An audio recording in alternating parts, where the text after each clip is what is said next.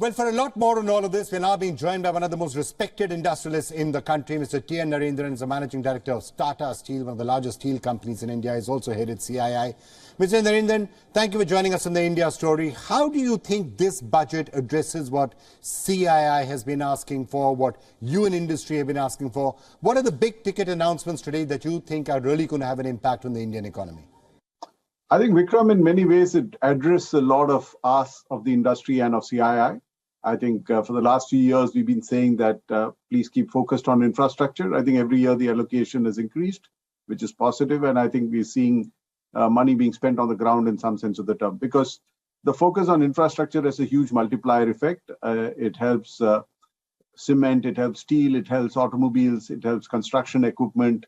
It creates jobs because its infrastructure is built across the country. Second big advantage of the focus on infrastructure is it reduces the logistics cost, because in India that's higher than it is in the rest of the world. And when we look at competitiveness of industry, while we can drive competitiveness within the factory gates, we are dependent on some of these costs outside the factory gates. So that's a very big positive thing. There have been initiatives to address the ease of doing business, simplification of taxes. I also see some of the initiatives in the budget this year on trying to get consumption back on track, because I think rural consumption particularly has been a bit fragile post-COVID. I think the focus on increasing expenditure on health also addresses this subject indirectly, because one of the reasons why there's fragility in rural consumption is because people have spent more than they planned on medical expenses. So overall, I think it's a good budget. There's also focus on the long-term transition to green. So the big bet is clearly on infrastructure, which should have made the markets happy, but they seem a little bit roiled today, not just insurance, but also, I guess, the Adani saga and some of the Adani stocks is still affecting the markets a bit. Well, obviously, that's a factor which affects the equity markets.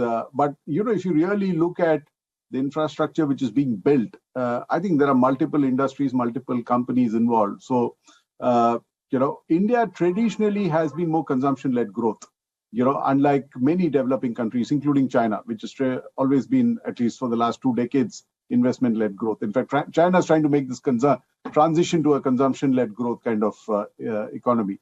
So I think it was time for India to make that shift. And I think we are seeing the impact of that, across sectors. And like you said, steel benefits, but many other sectors will also benefit. All right, Mr. Narendran, now it's not a one-off effort, of course, the budget. And I know CI has been talking and you have been talking a lot about the unfinished agenda. So if private industry is to step up and start investing, as I think the government expects you to, what more is it that you think needs to be done? I know, for example, you've been speaking about ease of doing business, ending harassment, steps like that. Is that what you think still needs to be done? Absolutely. So some steps have been taken, and it's obviously work in progress. I think making it easy to comply, certainly found feature in this budget. Decriminalizing a lot of the laws was also referred to. I think these are good actions.